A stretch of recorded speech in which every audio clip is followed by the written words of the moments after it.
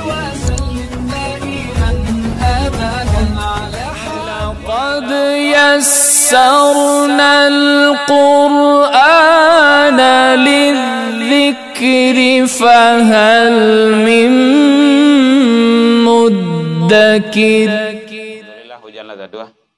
Bismillah. Alhamdulillah wa syukurillah. Pada kesempatan ini kita diizinkan Allah ketemu kembali. Walau dalam suasana dan situasi semuanya kita menjalani kehidupan ini, makanya kita selalu perbanyak bersyukur kepada Allah Subhanahu wa Ta'ala.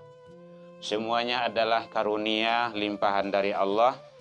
Hujan datang itu rahmat, panas itu adalah rahmat, hujan paneh itu juga rahmat datang dari Allah Subhanahu wa Ta'ala. Maka kita adalah selalu bersyukur, bersyukur dan bersyukur. Karena di dalam hadis qudsi Allah menyampaikan ada 3 kewajiban kita sebagai seseorang hamba. Nah, kalau menolak yang 3 itu, Allah marah sama kita. Hadis qudsi itu adalah firman Allah yang tidak ada dalam Al-Quran. Allah menyatakan, malam tardo biqadai. Siapa yang tidak redo atas qadaku. Qada itu ketentuan. Walam yasbir ala balai.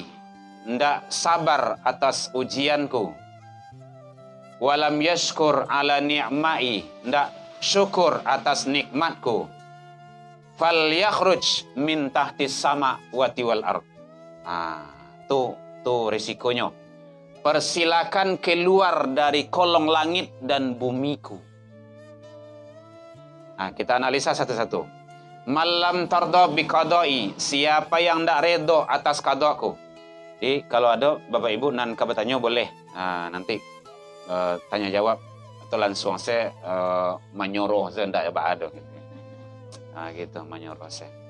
Mbak khawatir tadi, makanya Mbak WE tadi kan Pak Ketua, Pak apa kok jadi kini Pak gitu kan soal kalau di Kuranjai tadi tuh ndak tanggung labatnya ujian lah, labe gitu kan.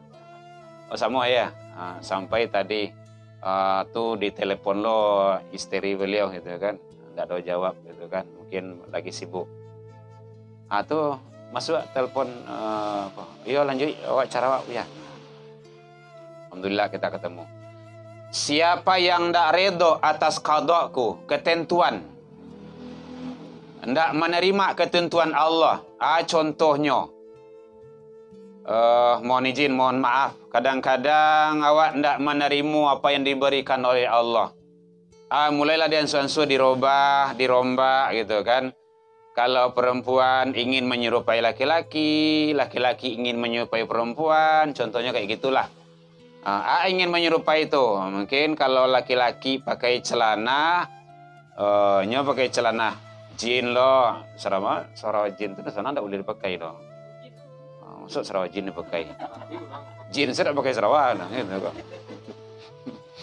Ya Bapak Ibu ya, jadi kalau ada anak-anak awak yang pakai sarawa jin larang gitu kan. Itu sarawa jin tuh. Udah Sarawak dah, gitu. Atau laki-laki biasanya yang pakai antiang, iya antiangnya Bu ya, subang ya, tindi ya, itu tindi ya. Biasanya kan perempuan biasanya, kini laki-laki lah satu loh gitu kan. Bahkan hidung-hidungnya tindi ya bagai. Pada giasa tali langsung semua jauhi itu kan. Allahuakbar. Jadi itulah seolah-olah tidak menerima apa yang diberikan oleh Allah. Padahal itu semua sudah menjadi sunnatullah. Bahkan kadang-kadang ada sampai-sampai merombak. Mohon izin, mohon maaf. Ada jenis kelamin ditukar, operasi ini, operasi itu. Itu sebenarnya tidak boleh. Secara tidak langsung tidak menerima qada ketentuan Allah. Dia dilahirkan sebagai seorang laki-laki, Tapi nyampai ke dunia dia ndak siap, dia mendarimo, dia ndak mau, maka dirobahnya lah. Nah, itu sebenarnya ndak boleh. Nah, tapi walau bagaimanapun kehebatannya manusia, dia ndak bisa merubah ciptaan Allah itu.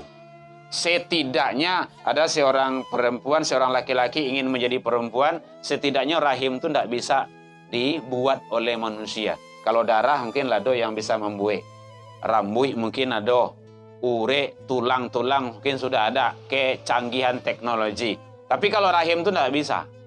Sampai ke ini, konon kabarnya, setiap yang berubah jenis kelamin itu, dia tidak bisa hamil. Secara sunatullahnya, hukum alamnya. Nah gitu, kecuali dia bayi tabung, disuntikkan. Jadi oleh sebab itu, dia tidak menerima. Malam tardo bi qadai, siapa yang tidak menerima tentang qada'ku, kata Allah. Nah, itu resikonya itu. Fal yakhruj min tahtis sama. Jadi kita harus menerima. Yang kedua, walam yashkur ala ni'mai, tidak syukur atas nikmatku.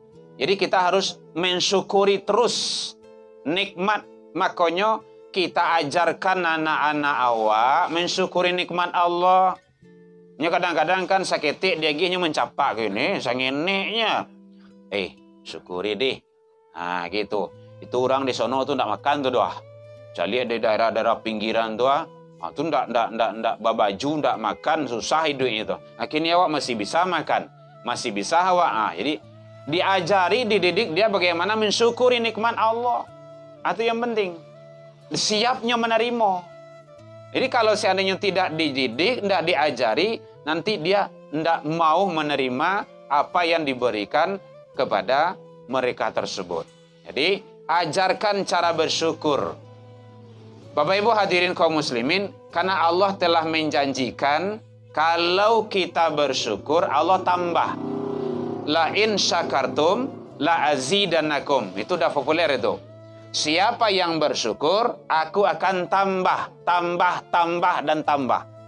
Nah, itu tuh sudah janji Allah itu. Allah tidak mungkin ingkar janji. Awak yang ngaco ingkar janji. Tapi Allah tidak. Allah tambah itu. Nah, kalau tidak syukuri, kalau kita kufuri nikmat Allah itu, maka kebalikannya. Wala in kafartum ina azab. Kalau kamu kufuri, kamu ingkari, sesungguhnya azabku. Bapak lihat tuh. Kalau di Minang namanya senjata makan tuan namanya tuh. Bapak lihatnya, Bapak lihat. Maka ada istilahnya, nikmat bisa berubah menjadi azab. Itu hati-hati. Nikmat bisa berubah menjadi azab. Jadi terjadinya musibah, bala bencana, malapetaka, jangan disalahkan alam dulu. Kadang-kadang kan alam tidak bersahabat lagi gitu. Terjadi gunung meletus, gempa bumi, banjir, ataupun tsunami. Suaminya balik. Iya nyampe biasa nama suami, tsunami, sumani itu dekat-dekat itu. Gitu. Semua itu bukan bergerak sendiri. Ada yang menggarian. Karena itu makhluk. Gunung Melatu itu kaji sabab-musababnya. Tidak mungkin dia meletus begitu saja. Karena dia makhluk, ada yang menggerakkan. Itulah yang punya. Siapa yang punya? Allah Subhanahu wa ta'ala. Maka kembali kepada apa? Kepada jalan. Berarti ada jalan-jalan yang salah yang kita tempuh. Banyak kesalahan yang dilakukan oleh manusia. Banyak kemungkaran yang dilakukan oleh manusia. Sumatera Barat sekarang kan ngajak itu bertahajud, sembar bertahajud gitu kan. Itu bagus itu. Bagus sekali. Kamu perlu ikut bersama-sama.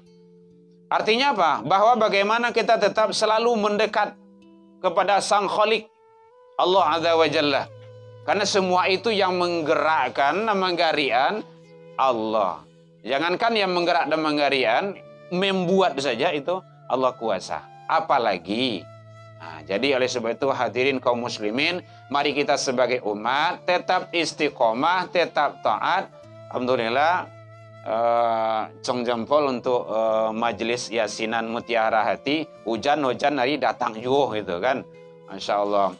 Man farihi, siapa yang datang melangkah kakinya ke majelis ilmu, satu langkah yang ia langkahkan itu dibalasi oleh Allah dengan kebaikan. Dan satu langkahnya lagi, biasanya melangkah itu kan dua kaki itu. Jarang sih kakinya melangkahnya gitu kan. Oh, ada ya. Gitu. Satu langkahnya lagi itu dihapus kesalahan dan dosanya. Masya Allah. Warai ibu berjalan kemari itu. Ambo iyalah pakai motor, ada yang pakai motor, ada yang pakai mobil gitu kan. Aduh, puta-puta apa tuh kepala pentin tuh buta dietong tuh itu kan. Kalau enggak percaya, cari susah dia akhirat gitu kan. Artinya apa? Semua akan menjadi saksi di hadapan Allah. Jadi penggunaan apa yang diberikan, dititipkan oleh Allah, jangan sampai indah dalam rangka kita mensyukuri nikmat Allah. Jadi kalau ada talakuang awak limo, pakai kalimoh-limohnya. Tapi jangan sekali pakai limo Pak ganti-gantian tuh makasih ya. Tuh aku ndak saja Bali talata saja dalam almari. Contoh, nya nanti di akhirat akan ditanya. Barat talakuang, oh sekian, dia dah pakai, ambor dah pakai dosanya sejak Bali senya. Alah meninggal lah beliau tu. Itu akan menjadi saksi nanti kan rugi. Padahal semua itu akan menjadi saksi di hadapan Allah. Kalau kupiah bara kupiah awak, celanah bara celanah awak, pakai untuk ibadah. Itu dalam rangka mensyukuri nikmat Allah. Jilbab ada narancak, pakai jilbab tu, jangan disimpan saja. Kamu perlu jangan sampai bakar lo lah gitu kan. Pokok disyukuri nikmat dalam rangka kita untuk taat kepada Allah Subhanahu wa taala. Jadi Bapak Ibu, alhamdulillah mudah-mudahan kita selalu istiqomah dalam majelis yasinan kita ini dalam rangka kita untuk menuju kampung kita yang sangat panjang lagi, kampung akhirat. Jadi yang kedua, syukuri nikmat Allah. Kalau kita syukuri, Allah pasti tambah. Allah pasti tambah. Bagaimananya cara mensyukurinya sesuai dengan situasi dan kondisi kita masing-masing dalam rangka kita taqarrub ilallah subhanahu wa ta'ala. Yang ketiga, walam yasbir ala balai, siapa yang tidak sabar atas ujianku, cobaanku, maka kita dituntut kesabaran. Biasanya dalam ayat-ayat yang sering dibaca dalam takziah bahwa innallaha ma'as sabirin. Kan ada di sana itu. Ada ma'a di sana. Ma'a itu bahasa rato. Bahasa kampungnya bahasa rato. Bersama-sama. Jadi Allah itu bersama. Kalau bersama itu ndak di mungko, ndak di belakang, tapi sama-sama. Itu kayak marapulai jona daro lah gitu Awak pai muara gitu kan, ibu-ibu yang suku muara kan bersama tu Tapi kalau tidak ada merapulai, berarti awak sama yang nak daro tu atau sana merapulai itu. Pokok bersama. Atau pemantan jenazah, bersama jenazah tu, bersama ya bisa sama dalam ambulan. Tapi tidak sama lalu jinyo dah gitu kan. Gitu. Jadi alhamdulillah sudah banyak perkembangannya majelis yasinan kita. Semua itu kita pertahankan dan tingkatkan selalu dalam rangka kita berbuat kebaikan untuk anak cucu kita yang kita wariskan. Man sanna fil islami hasanatan. Kok Pak Ji juga kawan-kawan kok itu sangat bagus sekali. Siapa yang membuat kebaikan di dalam Islam, maka kebaikan itu untuk dirinya. Satu. Kemudian orang yang mengikutinya mendapat kebaikan dan kebaikan itu mengalir kepada orang yang menata. Bahasa awaknya itu. Kalau bahasa Minang menata nama itu memulainya. Mungkinlah tabari yang awak nanti di alam kubur, ndak ada kita lagi yang gaya-gaya itu nanti tua tu yang memulai dilanjuin di generasi beliau tu. Itu gratis pahala itu. Itu namanya pahala jariah. Ngalir terus. Percaya salah Bapak Ibu, kalau ndak percaya cobalah. Mana tahu ndak percaya gitu kan. Gitu. Ingin merasuan. Jadi oleh sebab itu jangan khawatir. Jangan khawatir.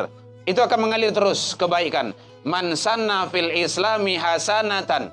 Itu dalilnya itu. Siapa yang di dalam Islam berbuat kebaikan, maka pahalanya untuknya dan pahala orang yang mengikutinya tanpa mengurangi pahala orang yang mengikuti tersebut.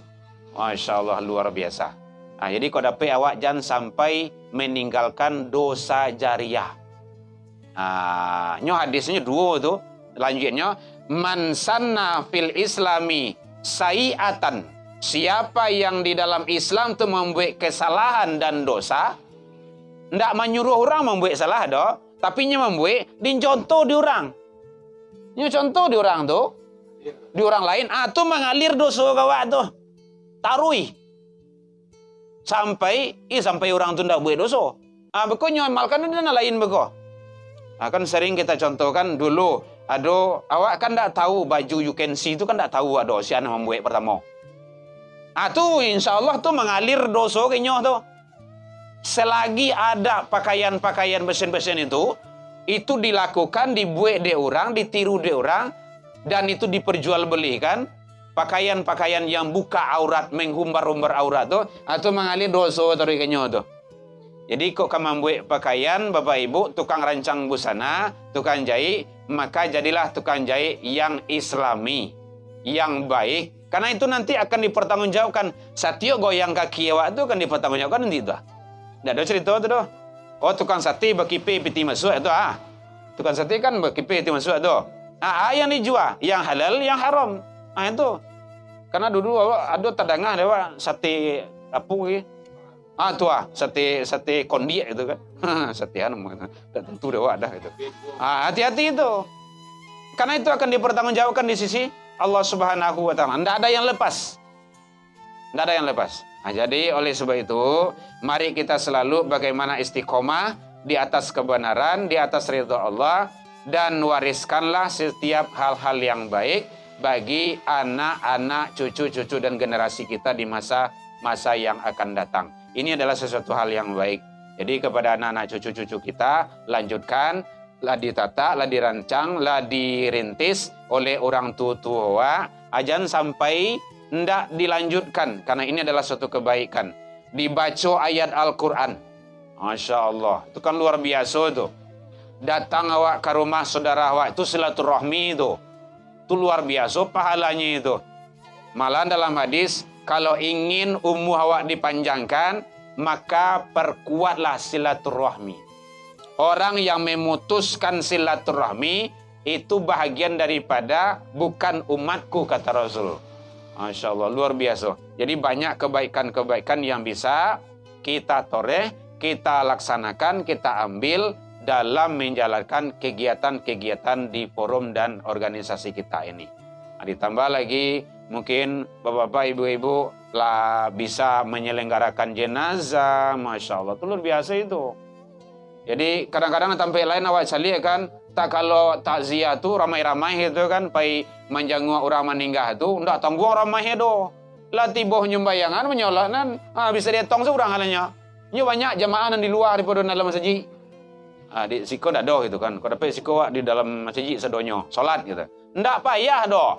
Solat jenazah tu hanya 4. Dan ndak pakai rakaat. Ampe kali tagak. Ampe kali tagak. Tagak sewaknya. Ndak pandai baca tu lah. Ndak pandai yang salah. Mai kuih sama dia. Allahu Akbar, Allahu Akbar. Bisa dah. Mati selesai. Astagfirullah, astagfirullah. Artinya apa? Mudah. Ndak ada yang payah doh. Nampak kok le muah. Ini yang susahnya. Jadi biasaan anak-anak cucu-cucu generasi awak, anak-anak awak Bapak Ibu, kalau ada yang meninggal, ikut sama-sama awak.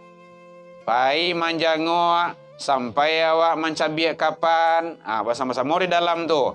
Dua sama-sama bisa dah. Setidaknya mencaliak dulu. Kalau tak biasa mencaliak nanti kan bisa meresek-resek nah tu. Mencabik tapi kapan kan tak payah tu dah. Sudah tu beko bisa mandian. Menimbuhi dah pandai. Masa dah pandai. Mandi seorang kan bisa menimbuhi tu. Sama tak ada yang susah dah gitu kan. Yang tak bisa awak lakukan sarahan kepada ahlinya. Itu caranya. Beko mengapa ni? Mengabe gitu kan. Mau di kabik tali sepatu, buhu sentak kalau di kampung namanya tu gitu kan. Kemudian solatkan. Nah, siap sholatkan, diantarkan ke kuburan gitu kan. Nggak ada yang susah, nggak ada yang susah. Siapa yang ikut menyelenggarakan jenazah itu pahalanya 2 qirat. Itu kata Rasul, 1 qirat itu sebesar bukit Uhud, 2 kali bukit Uhud. Bapak ibu-ibu yang sudah pergi haji dan umrah, tahulah bukit Uhud, gadang gitu kan. Nah, tanggung gadang ada. Begitu Allah janjikan kebaikan dan pahala. Ada yang bertanya, Pak Ibu boleh? Lah bisik-bisik Ibu nampaknya. Ada yang kemajuan enggak? Lah tawayang nembok tadi kumah. Makan apa kau ya? Gitu. Boleh bertanya enggak ada, Bu? Ba orang meninggal tu. Balik cuma lihat duit. Oh, kali orang enggak. Itu jalir loh itu kan. Jadi saat awak mensolatkan itu, jadi awak tahu jenis kelaminnya laki perempuan, gitu. Tapi kalau masuk di tengah, saya laki bersih. Bertanya lah ke kawan, laki bersih, gitu. Tapi kalau tidak tahu lah, pas awak sedang sholat baru tekan laki bersih, menyerah selesai, gitu kan. Iya, jadi artinya apa? Yang penting kita ikut. Jangan sampai tidak satu awak berbuat kebaikan. Samantara kebaikan itu sudah berada di hadapan kita. Itu rugi sangat itu. Kebaikan itu ladoh di mungkuh awak. Tapi awak tidak satu mengambil kebaikan itu. Awak awi. Tidak tanggung awi sangat itu. Ayi ada di mungkuh awak. Tapi tidak diminum dah. Ya rugi. Gitu. Contoh. Ya, silakan. Masya Allah. Kok dalam perasaannya nampaknya kamu. Contoh kayak gitulah gitu kan. Itu kan mencontohkannya. Bagaimana? Kebaikan itu sudah berada di hadapan kita. Jangan sampai kita tidak ikut sata-sata dalam melakukannya. Ikut satu-satu. Bahasa Minang satu-satu. Silakan Ibu Bapak ada yang kebatannya. Kalau enggak kita cukupkan. Mungkin ada orang yang kadilaluan enggak ada. Jadi ada 3 tadi. Iya Bu, silakan. Ada? Enggak ada? Dia gah aja senyum saja. Ada 3 tadi yang kita sampaikan. Itu adalah kata Rasul dijelaskan dalam hadis qudsi disampaikan oleh Rasulullah SAW. Hadis qudsi itu adalah firman Allah. Siapa yang tidak redha atas qadaku, siapa yang tidak sabar atas ujianku, tidak syukur atas nikmatku, maka hukumannya adalah Allah marah. Falyakhruj min tahtis sama wati wal ar. Persilakan keluar daripada langit dan bumiku. Berarti Allah marah sama kita. Berarti kita bagaimana kita redha, kita syukuri, dan kita sabar. Semua yang diberikan itu adalah sunnatullah dari Allah Subhanahu wa Ta'ala. Pas juadah tibo. Baik, demikian saja. Wal afu minkum. Alhamdulillah hujan telah mulai reda. Mudah-mudahan hujan yang datang ini membawa berkah bagi kita bersama hendaknya. Allahumma shayban nafi'an. Lai baca lihat jadi YouTube video Ibu petang tu. Oh, Masya Allah.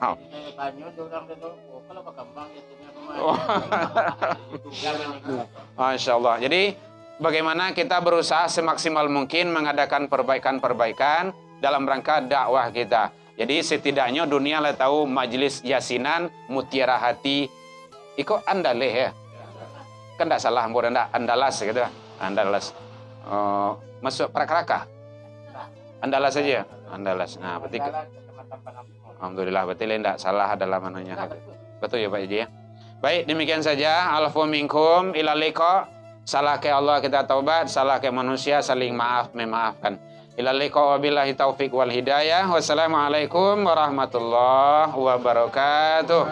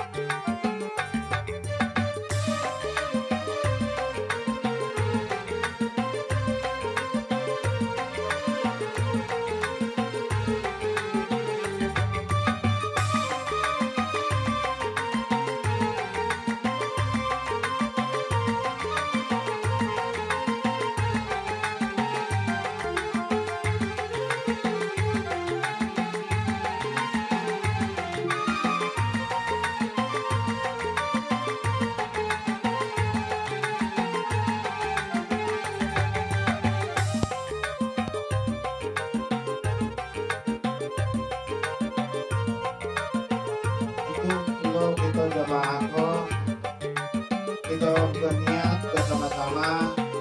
Semoga beliau yang meninggalkan kita ini hendaknya doa kita dijawab oleh Allah supaya beliau tidak tidak susahlah menghadap kepada Allah Subhanahu wa Ta'ala. Jadi sebelum itu marilah kita bersama-sama selesai kita baca doa, nanti disampaikan ceramah oleh Ustaz kita bersama, ditutup dengan doa. Apa yang kita mudah-mudahan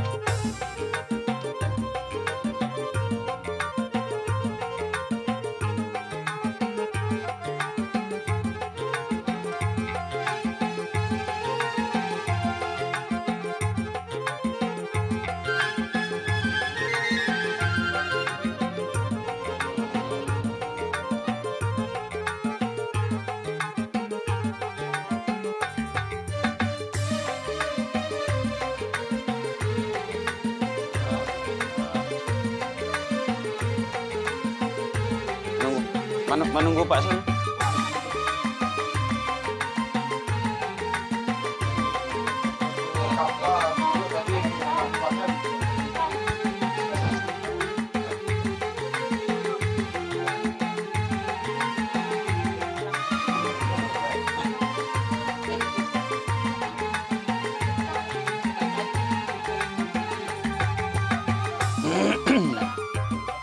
Baik, kita lanjut acara kita.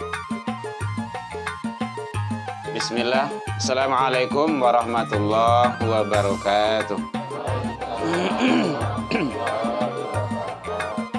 Mari kita pasang niat membaca Al-Quran bersama-sama.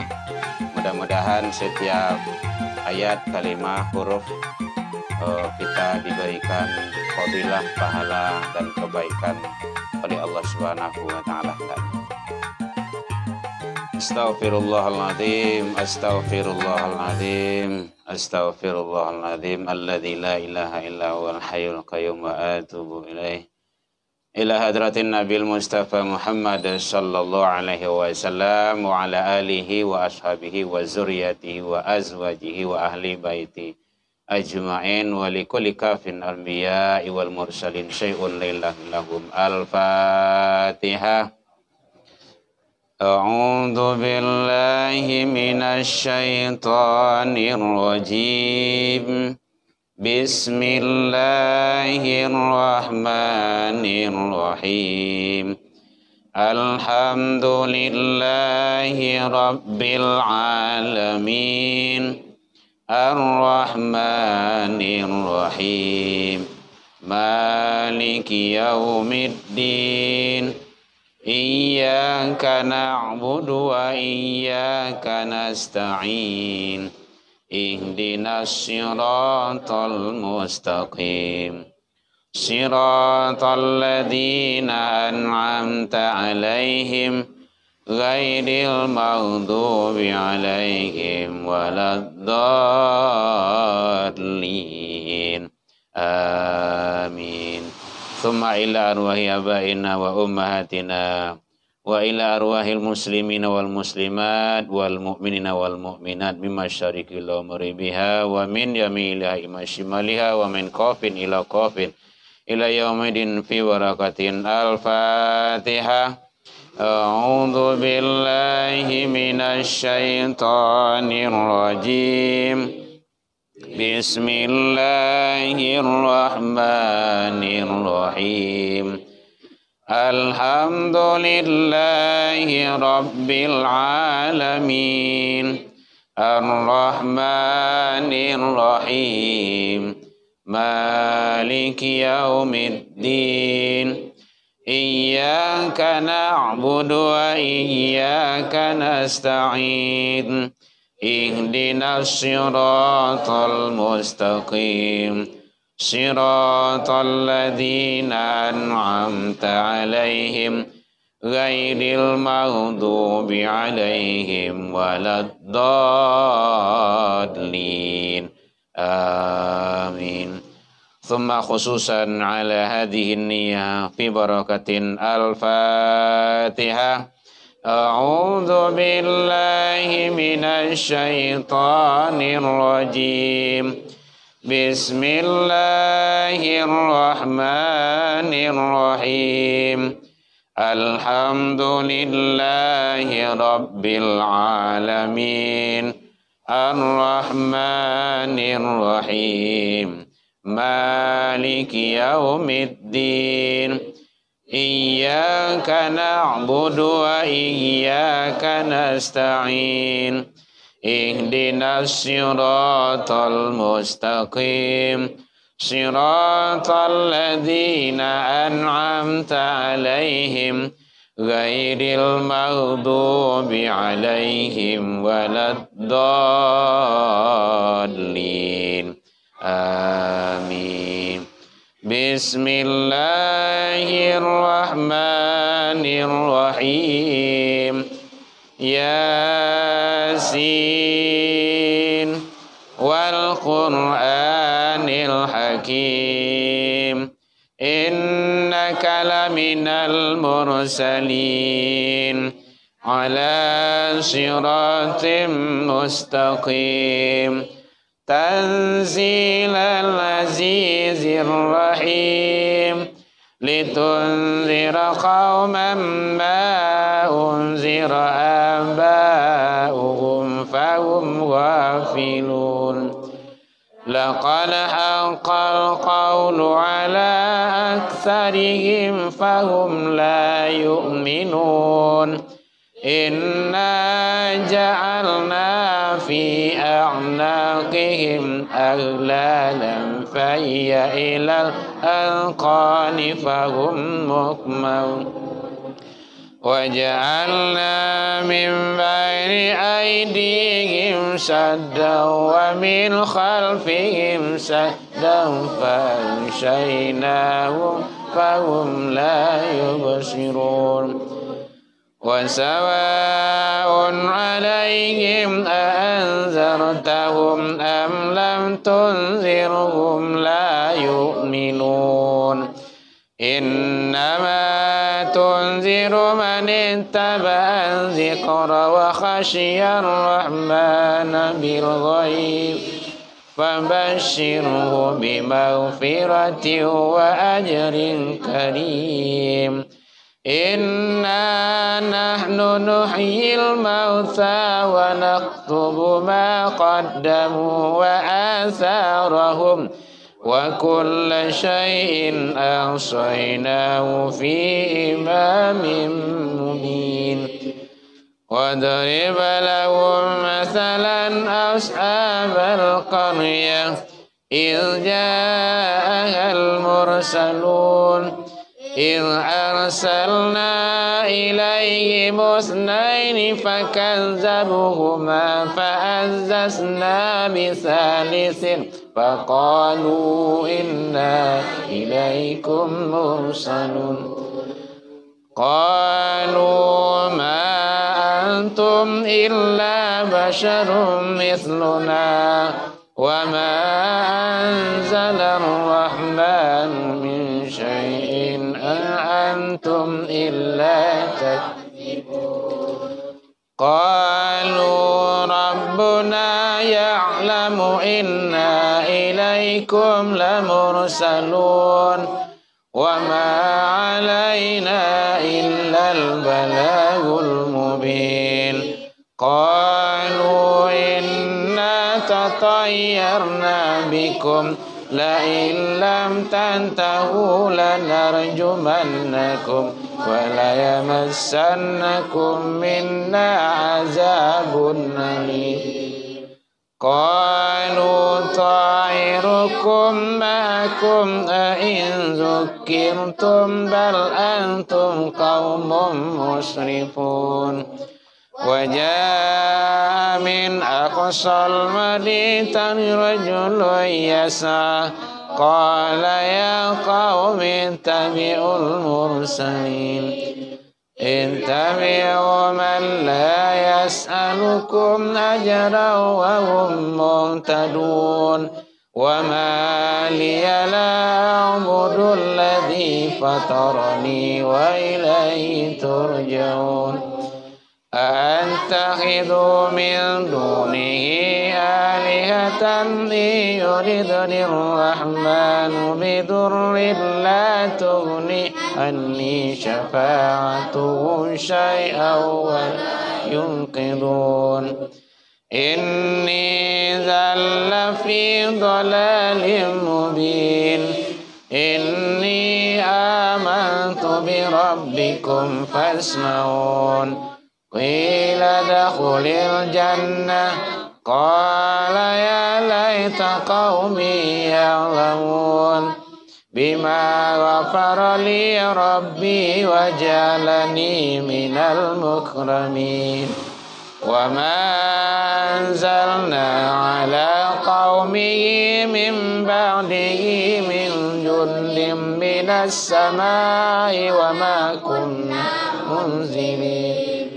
إن كانت إلا صيحة واحدة فإذا هم خامدون يا حسرة على العباد ما يأتيهم من رسول إلا كانوا به يستهزئون ألم يروا كم أهلكنا قبلهم من القرون أنهم إليهم لا يرجعون وإن كل لما جميع لدينا محضرون وآية لهم الأرض الميتة أحييناها وأخرجنا منها حبا فمنه يأكلون وجعلنا فيها جنات من نخيل وأعناب وفجرنا فيها من العيون ليأكلوا من ثمره وما عملته أيديهم أفلا يشكرون سبحان الذي خلق الأزواج كلها مما تنبت الأرض ومن أنفسهم ومما لا يعلمون وآية لهم الليل نسلخ من النهار فإذا هم مظلمون والشمس تجري لمستقر لها ذلك تقدير العزيز العليم والقمر قدرناه منازل حتى عاد كالعرجون القديم لا الشمس ينبغي لها أن تدرك القمر ولا الليل بكنها وكل في فلك يسبحون وآية لهم أنا حملنا ذريتهم في الفلك المشحون وخلقنا لهم من مثله ما يركبون وإن نشأ نغرقهم فلا صريخ لهم ولا هم ينقذون إلا رحمة منا ومتاعا إلى حين وإذا قيل لهم اتقوا ما بين أيديكم وما خلفكم لعلكم ترحمون وما آتيهم من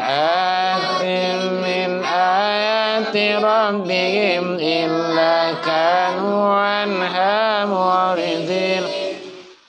وإذا قيل لهم أنفقوا مما رزقكم الله قال الذين كفروا للذين آمنوا أنطعم من لو يشاء الله أطعمه إن أنتم إلا في ضلال مبين ويقولون متى هذا الوعد إن كنتم صادقين ما ينظرون إلا صيحة واحدة تأخذهم فهم يخصمون فلا يستطيعون توصية ولا إلى أهلهم يرجعون ونفخ في الصور فإذا هم من الأجداث إلى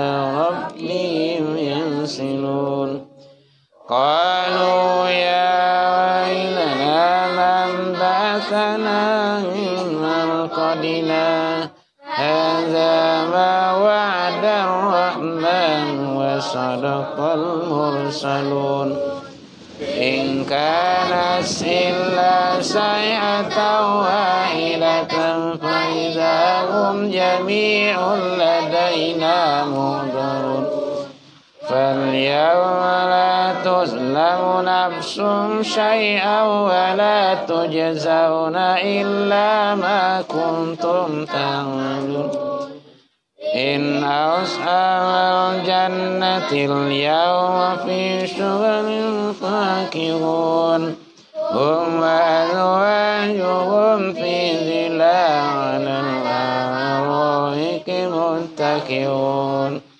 لهم فيها فاكهة ولهم ما يدعون سلام قولا من رب رحيم وامتازوا اليوم أيها المجرمون ألم أعهد إليكم يا بني آدم ألا تعبدوا الشيطان إنه لكم عدو مبين وأن اعبدوني هذا صراط مستقيم ولقد أضل منكم جبلا كثيرا أفلم تكونوا موقنون هذه جهنم التي كنتم توعدون اصلوها اليوم بما كنتم تكفرون اليوم نختم على أفواههم وتكلمنا أيديهم وتشهد أرجلهم بما كانوا يكسبون ولو نشاء لطمسنا على أعينهم فاستبقوا الصراط فأنى يبصرون ولو نشاء لسمخناهم على مكانتهم فما استطاعوا مضيا ولا يرجعون ومن نعمره ننكسه في الخلق أفلا يعقلون وما علمناه الشعر وما ينبغي له إن هو إلا ذكر وقرآن مبين لينذر من كان حيا ويحق القول على الكافرين أولم يروا أنا خلقنا لهم مما عملت أيدينا أنعاما فهم لا مالكون وذللناها لهم فمنها ركوبهم ومنها يأكلون ولهم فيها منافع مشارب أفلا يشكرون واتخذوا من دون الله آلهة لعلهم هم ينصرون لا يستطيعون نصرهم وهم لهم جند مهضرون فلا يزنقهم إنا نعلم ما يسرون وما يعلنون أولم يرى الإنسان أنا خلقناه من نطفة فإذا هم خصيم مبين وضرب لنا مثلا ونسي خلقه قال من يحيي العظام وهو رميم قل يحيي الذي أنشأ أول مرة وهو بكل خلق عليم الذي جعل لكم من شجر الأخضر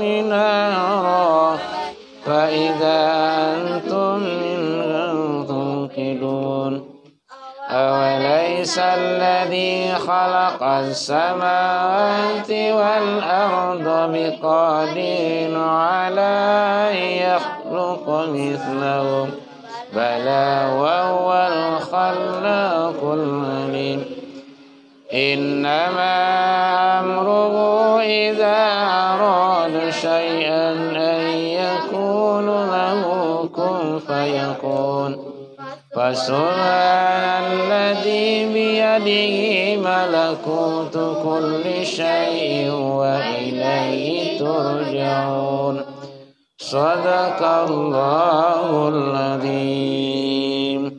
أعوذ بالله من الشيطان الرجيم. بسم الله الرحمن الرحيم. الحمد لله رب العالمين والصلاة والسلام على أشرف الأنبياء والمرسلين وعلى آله وأصحابه أجمعين. اللهم كفي محمد وشفاعة محمد وكرامة محمد برحمتك يا أرحم الراحمين. اللهم أنزل رحمة ومغفرة وعذاب القبر وعذاب النار وعذاب الجهنم ومن عذاب المحشر ومن فتنة المحيا والممات ومن فتنة المسيح الدجال. Allahumma afina min kulli bala'id dunya wa azabil akhirah wa syarrid dunya wa syarril akhirah. Ghafarallahu lana wa lahum birahmatika ya arhamar rahimin. Allahumma aina bil iman wa amisna bil iman wa ansurna bil iman wa adkhilnal jannata mal iman. Bismillahilladzi la yadur ma'asmu sirrun fil ardi wa la fis sama' wa huwas sami'un alim. Masya Allah kana lam yasha lam yakun la hawla wa la quwwata illa billahil aliyyil azim. Rabbi hablana ya Allah minas solihin. Allahumma dina ya Allah qaumin ila siratul mustaqim. Rabbana taqabbal du'a innaka antas samiul alim wa tub alaina ya Allah innaka antat tawwabur rahim. Rabbana atina fid dunya hasanah wa fil akhirati hasanah wa qina adzabannar. Subhana rabbika rabbil izzati amma yasifun wa salamun alal mursalin walhamdulillah. Al-Fatihah. A'udzubillahi minasyaitonir rajim. Bismillah. Amin ya Allah ya Rahman, amin ya Rahim ya Karim, amin dawahum fiha subhanaka Allahumma tahiyatuhum fiha salam. Wa akhiru da'wakum alhamdulillahi rabbil alamin.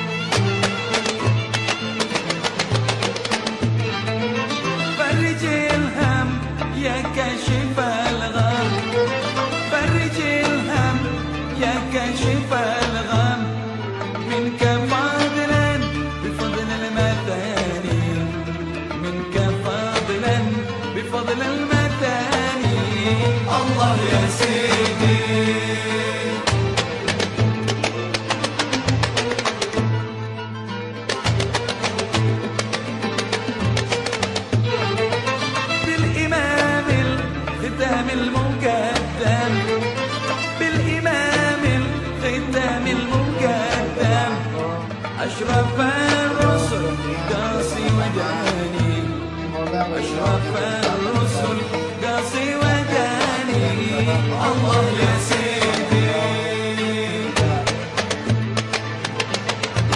apa namanya tidak bisa menghadap kalau kepada Allah. Jadi marilah kita bersama-sama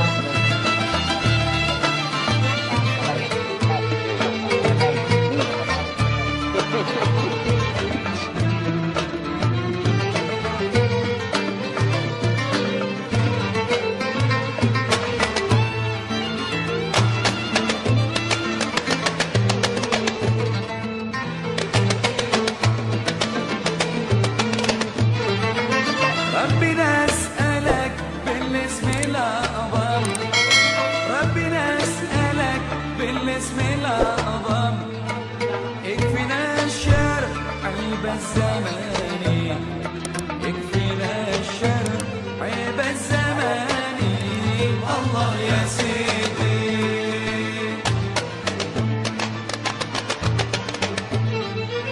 واغفر الذنب يا ربي وارحم واغفر الذنب يا ربي وارحم أنت حاسبي وعفوك أماني أنت حاسبي وعفوك أماني الله يا سيدي